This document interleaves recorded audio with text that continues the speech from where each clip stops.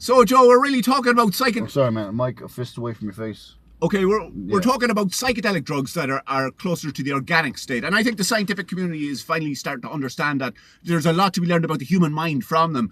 For example, I was watching a documentary on peyote the other day. I mean, I can't watch TV unless I'm on psychedelics of some kind, man. I mean, like it's torture. Do you know what I'm saying? Like, if you want to get to outer space, you have to expand your mind. And I'm not an astronaut. Are you an astronaut? All right, Joe. There's like, what, 10 astronauts all right, in the Joe, world? I take your point. The psychedelic drugs, there's a benefit to them. And that's the point I'm trying to make. Like, I mean, there's a lot we can learn from them, and they can utilize it and use, like, and I think... Like world leaders.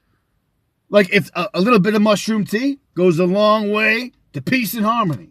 Are you suggesting world leaders get out of their heads on psychedelic drugs to improve... Yeah, and they could possibly invent interdimensional travel, warp speed.